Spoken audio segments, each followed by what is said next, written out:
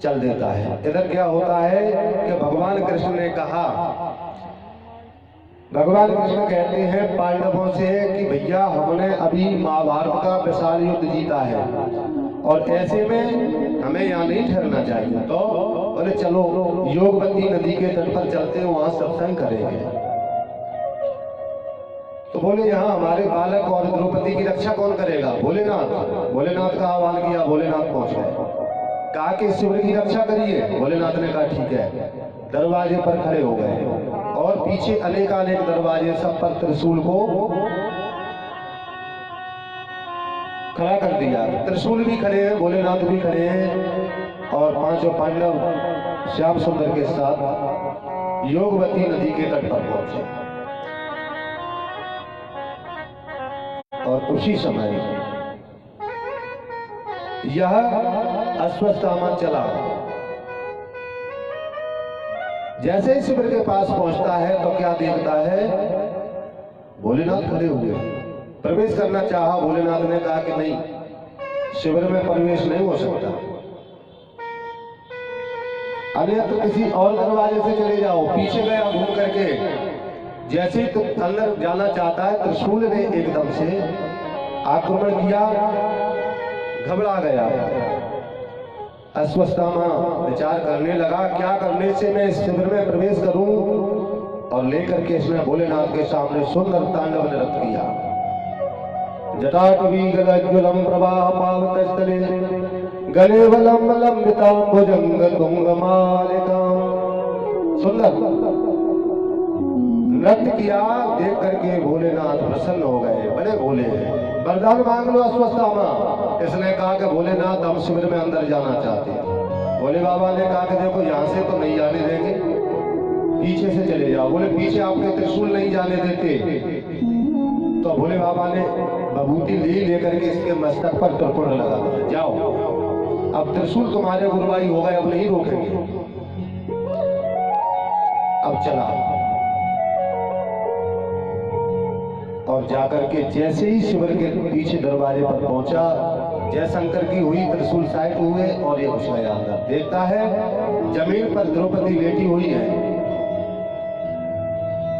और 5 पुरुष लेटे हुए हैं। और तुरंत जाकर के इसने खड्ग निकाला और निकाल करके 5 बालकों के धड़ सर से अलग कर दिए।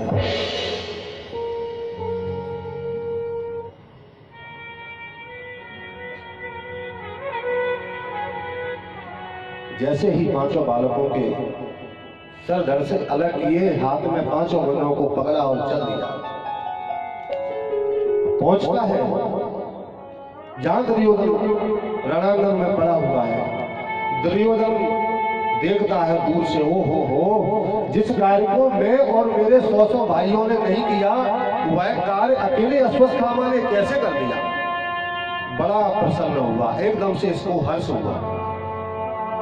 बोले 5 पांडवों को इसने मार दिया हमारे मित्र अश्वत्थामा ने। और जैसे ही पास में आया अश्वत्थामा, कहा कि मित्र लाओ इन 5 पांडवों के शीश मेरे हाथ में दे दो, और उस भीम का शीश पहले मेरे हाथ में दो जिसने मेरी जंगाओं को तोड़ा है। ऐसे कहकर के उसने, और जैसे ही हाथ में पकड़ा, क्रोध में शीश चकनाचूर हो गया। अभी तक इसको हर्ष था, अब कष्ट होने लगा। बोले अश्वत्थामा, ये शीश पांडवों के नहीं हो सकते। जैसे और 4 शीशों को देखा तो क्या देखता है? ये नकुल सहदेव नहीं, ये युधिष्ठिर नहीं, अर्जुन नहीं, ये तो उनके पुत्र हैं। कष्ट हुआ, नेत्रों से अश्रु निकलने लगे। मूर्ख अश्वत्थामा, तुझ पर मैंने कैसे भरोसा कर दिया। तूने आज कौरव और पांडव दोनों वंशों में कोई जल देने वाला भी नहीं छोड़ा। कष्ट हुआ। और उसी समय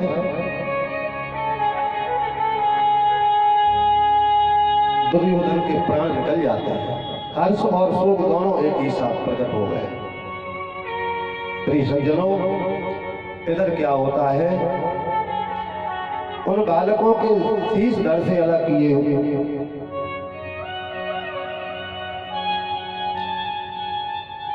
उनके दलों से रुधिर रक्त निकल करके जाकर के द्रौपदी के अंगों को स्पर्श करता है और द्रौपदी के अंगों से जैसे ही रक्त ने स्पर्श किया, मन में विचार किया कौन सी वस्तु है, प्रतीत होता है मेरा हाथ जल रहा हो। जैसे नेत्र खुले तो क्या देखती है, उस द्रौपदी ने देखा कि मेरे 5 बालकों के शीश धड़ पर नहीं है। एकदम चीत्कार करके रोने लगी।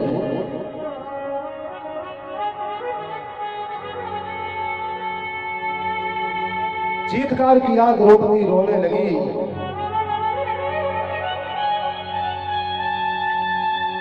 माता शिशु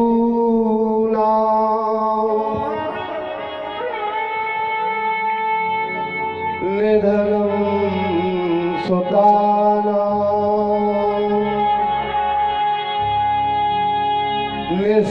निसंय घोरम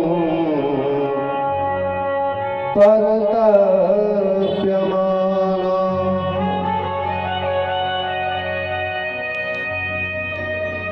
देखा, माता ने देखा तो 5 पुत्रों के शीश धड़ पर नहीं है। चीत्कार करके रुदन करने लगी कि हे परमात्मा, है मेरे कुल देवताओं, ये क्या हो गया, मेरे 5 पुत्रों के शीश धड़ से अलग। उधर यह चीत्कार त्रैलोकी में गूंज गया। जैसे ही पांडवों को चीत्कार सुनाई दिया, दौड़ते हुए कृष्ण और पांडव दौड़े दौड़े आए। शिविर में आकर के देखते हैं कोलाहल मचा हुआ है। जैसे पांडवों को देखा द्रौपदी ने, द्रौपदी एकदम से जमीन पर मूर्छित होकर के गिर जाती है। अर्जुन के नेत्रों में अश्रुपात है। अर्जुन धराशायी होकर के गिर जाते हैं। हे कृष्ण, हे श्याम सुंदर, ये क्या हो गया? उस प्रलय को वर्णन नहीं किया जा सकता सज्जनों। उसी समय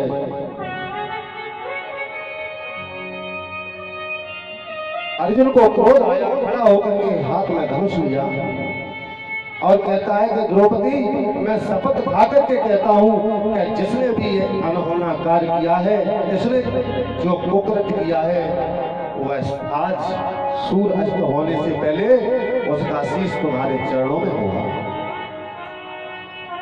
इस प्रकार से कहकर के कन्हैया को साथ लिया और चल देते हैं।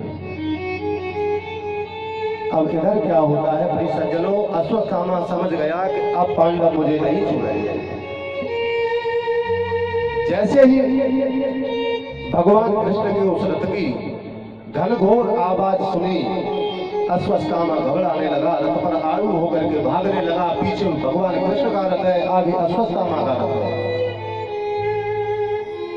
रथ दौड़ता हुआ चला जा रहा है और उसी समय क्या होता है, अश्वत्थामा सोचता है अब मेरे प्राणों की रक्षा कैसे हो। अश्वत्थामा ने बाणों को छोड़ना प्रारंभ किया। इधर से अश्वत्थामा बाण छोड़ता है और उधर से अर्जुन बाण छोड़ते हैं। बाण पर बाण छोड़ने लगे दोनों योद्धा और भगवान बैठे हुए देख रहे हैं। अब अश्वत्थामा ने सोचा कि बस अब मुझे कोई नहीं बचा सकता सिवाय ब्रह्मास्त्र के। लेकर के अश्वत्थामा ने ब्रह्मास्त्र को छोड़ दिया। जैसे ब्रह्मास्त्र छोड़ा, अब अर्जुन का शरीर जलने लगा। ब्रह्मास्त्र का बड़ा प्रभाव और अर्जुन घबराने लगे।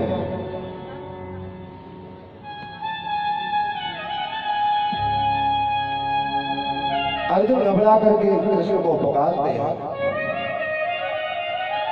कृष्ण कृष्ण महाबाहो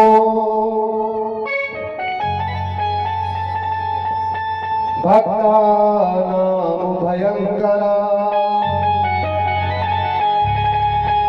त्वमेको दह्यमानानां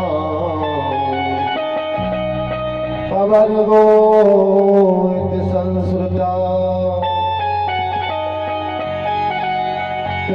एक भाव, हे कृष्ण मेरी रक्षा करो, मेरी रक्षा करो, मेरा पूरा शरीर जला जा रहा है। जब इस प्रकार से कहा, कृष्ण कहते हैं, अरे अर्जुन, अश्वत्थामा के पिता द्रोणाचार्य तुम्हारे गुरु थे। उन्होंने अश्वत्थामा को केवल ब्रह्म अस्त्र चलाना सिखाया है और तुमको चलाना और लौटाना दोनों ही विद्या सिखाई थी। अश्वत्थामा केवल ब्रह्म अस्त्र चला सकता है, लेकिन तुम ब्रह्म अस्त्र चला भी सकते हो और उसको लौटा भी सकते हो। अर्जुन को याद आई और ब्रह्म अस्त्र को वापस किया। आज पकड़ लिया, अश्वत्थामा को पकड़ करके और रस्सी से बांध करके अपने पीछे रथ से बांधा और रथ को दौड़ा दिया। जैसे किसी पशु को बांध करके खींचते हैं, बस उसी प्रकार से आज अश्वत्थामा को खींचते हुए चले जा रहे हैं। पूरा शरीर इसका लहूलुहान हो जाता है। जाकर के शिविर में द्रौपदी के समक्ष लिटा दिया। देख लो, सूर्य अस्त्र नहीं हुआ और ये आताताई तुम्हारे चरणों में है।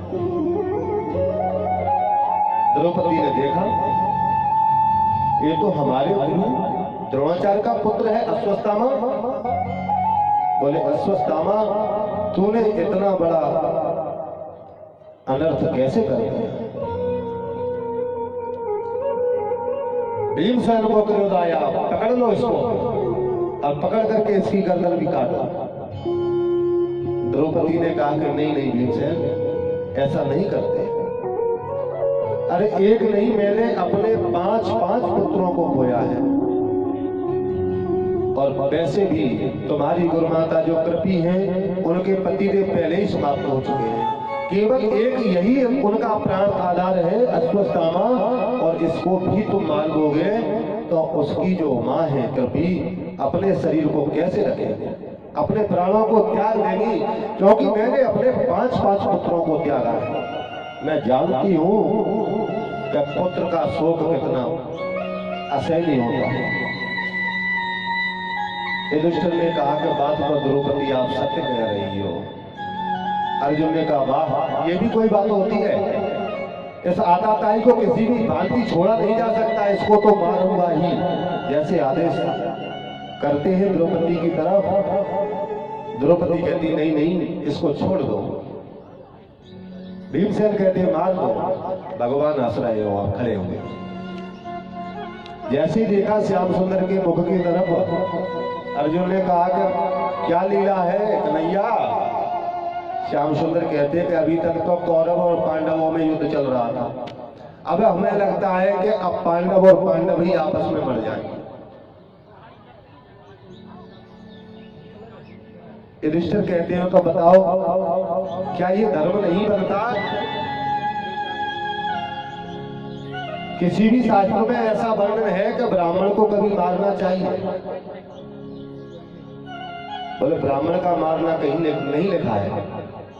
भगवान कहते हैं, बात तो सत्य है। दुर्योधन ने कहा, वाह। युधिष्ठिर कहते हैं, वाह, क्या बात कही, ब्राह्मण को कभी नहीं मारना चाहिए। तो भीमसेन कहते हैं, शास्त्र में ये लिखा है कि आताताई को छोड़ दे। भगवान कहते हैं कि नहीं नहीं, आताताई को तो मार देना ही चाहिए। अर्जुन ने कहा कि प्रभु ये भाषा हम नहीं समझ पा रहे, स्पष्ट कहिए।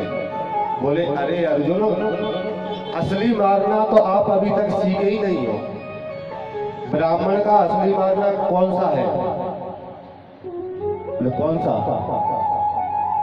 ब्राह्मण को असली मारना यही है कि उसको लज्जित कर दो, दंडित कर दो। अगर कोई माननीय पुरुष हो और उस माननीय पुरुष का किसी सभा में ले जा करके एक थप्पड़ दे दिया जाए, इसकी चोटी काट ली जाए या मूंछ, अर्जुन समझ गए। अर्जुन ने लेकर के अश्वत्थामा की मणि थी, मणि को निकाला, इसकी चोटी काटी और एक मूंछ काट ली, छोड़ दिया। बोले, अब जहां जिस सभा में जाएगा लोग इस पे हंसेंगे। बोले, देखो ये अश्वत्थामा आ गया जो पांडवों से अपनी मूंछ मुड़वा करके यहाँ घूम रहा है। एक नहीं, ये अनेक बार मरेगा, और एक बार मारने से क्या है? अब इसको घायल करके छोड़ दिया, चला गया। कुछ समय निकला, समय निकलने पर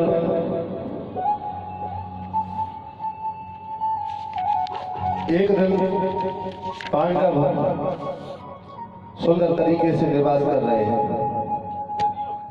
द्वारकाधीश ने कहा कि अब हम द्वारका के लिए जाना चाहते हैं। बड़ी सुंदर और अद्भुत छटा है। भगवान द्वारकाधीश अर्जुन को तैयार करते हैं और तैयार करके द्वारका के लिए रथ तैयार हुआ है। हाथ में रथ की ध्वजा पकड़ी हुई है। सुंदर हवा चल रही है। उनकी जो अलखे हैं, जो जटाएं हैं, बाल हैं, उड़ रहे हैं, ध्वजा लहरा रही है। एक पैर रथ के ऊपर रखा हुआ है और दूसरा पैर जमीन पर रखा है। युधिष्ठिर से कहते हैं कि भैया अब हम चलेंगे। और इतने में ही एक बड़ी अद्भुत आवाज सुनाई देती है। पाहि पाहि महायोगी देव देव जगतपते नान्यं त्वद्भयं पश्ये यत्र मृत्यु परस्परम्। पाए पाए महायोगी, हे महायोगी, हे कृष्ण, हे द्वारकावासी, मेरी रक्षा करो, रक्षा करो, रक्षा करो। जैसे ये बात कही, भगवान ने देखा द्रौपदी, भगवान ने देखा द्रौपदी की जो पुत्र वधू है वह उत्तरा दौड़ती चली आ रही है। जाकर के भगवान के चरण पकड़े। भगवान ने देखा, अरे बेटा उत्तरा क्या बात है?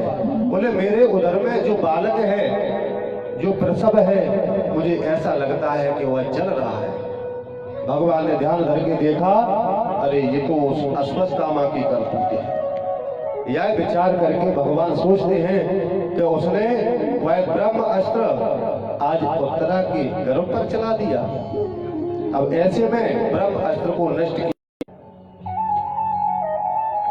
भगवान ने विचार किया और ये अंगूठे के इतने ऐसा होता है अर्धभाग, उसका भी आधा ऐसा स्वरूप बनाया। उपाधार्या वचस्तस्य भगवान भक्त वत्सला, भक्त वत्सल भगवान बोले अंगूठे के ऊपर के अग्रभाग का आधा भाग का स्वरूप बना करके और उत्तरा के गर्भ में प्रवेश कर जाते। उत्तरा के गर्भ में प्रवेश किया।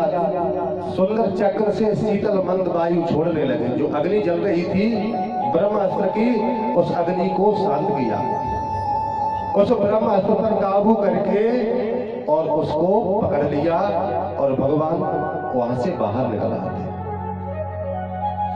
जैसे ही आज उत्तरा के प्राणों की रक्षा की, उस बालक की रक्षा की, कुंती के नेत्रों में अश्रु आने लगे। कन्हैया तूने मेरी कहां कहां रक्षा नहीं की। आज मुझको समझ में आ गया कि तू मेरा भतीजा नहीं हो सकता, तू तो साक्षात भगवान है। बड़ी सुंदर प्रार्थना की है। नमस्ते पुरुषं त्वाद्य ईश्वरे प्रकृति परम। आपको मेरा नमस्कार है। आप ईश्वर हो, प्रकृति से परे हो। कृष्णाय वासुदेवाय देवकी नंदनाय च।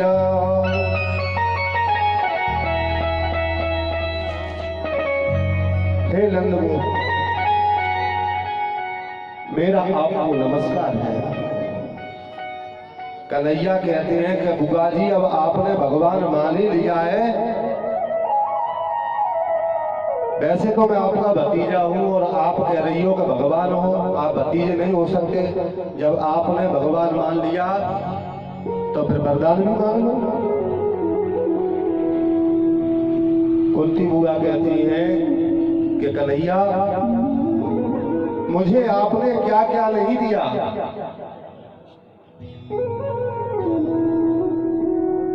कन्हैया से मैया कुंती कहती हैं, आपने मुझे क्या क्या नहीं दिया, सब कुछ तो दिया है, बहुत कुछ दिया है। आज मैया कहती हैं, अगर मैं देखूं तो मेरे जीवन में कितनी आपत्ति आई, विपत्ति आई, जब जब मेरे पुत्रों पर संकट आया उसी समय आपने मेरी रक्षा की। आपने मुझको बड़ा भारी वस्तुएं, जब जो चीज की आवश्यकता, और मैया कुंती आज निवेदन करती है, और मुझे तुमने दाता बहुत कुछ दिया है, क्या कहती है, शुक्रिया है, तेरा शुक्रिया है। मुझे तुमने दाता बहुत कुछ दिया है, तेरा शुक्रिया है, तेरा शुक्रिया है। मुझे तुमने दाता बहुत कुछ दिया है, तुमने दाता बहुत कुछ दिया है, तेरा शुक्रिया है, तेरा शुक्रिया है, तेरा शुक्रिया है, तेरा शुक्रिया है।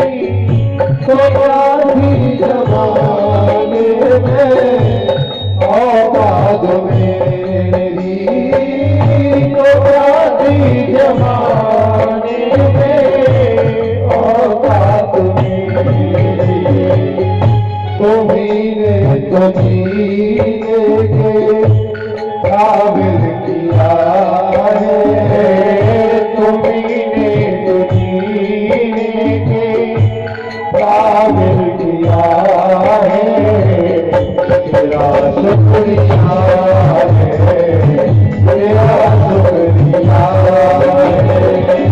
मुझे तुमने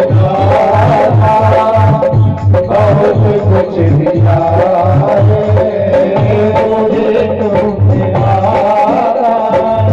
बहुत कुछ दिया है, तेरा शुक्रिया है, तेरा शुक्रिया है, शुक्रिया है, तेरा शुक्रिया है।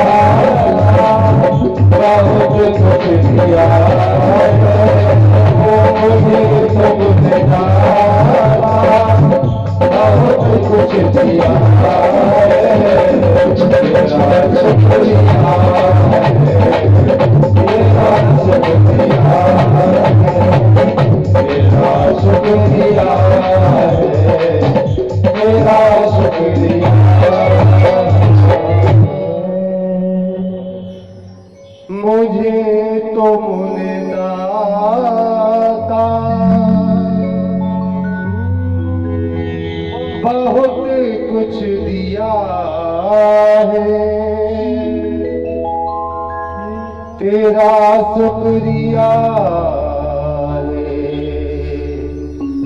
तेरा शुक्रिया।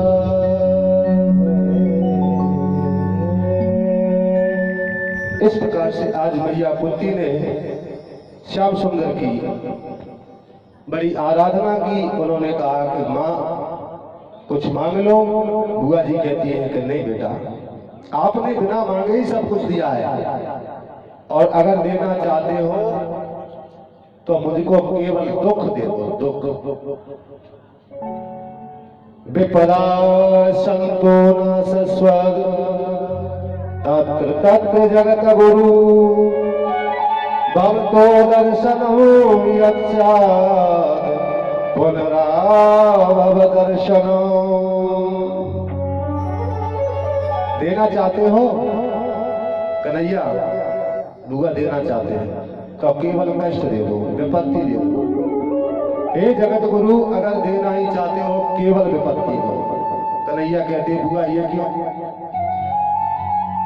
बोले जब जब हम सुख की अनुभूति करते हैं तुम्हारा ध्यान भूल जाते हैं, और जब जब कष्ट आता है तो हम आपको याद करते हैं।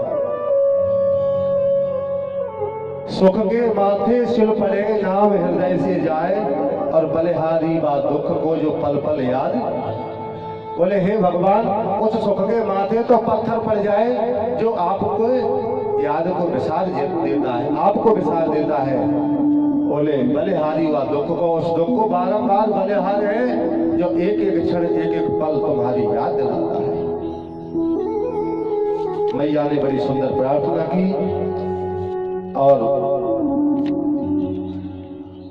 हमारे शास्त्री जी कह रहे हैं कि टाइम ज्यादा हो गया।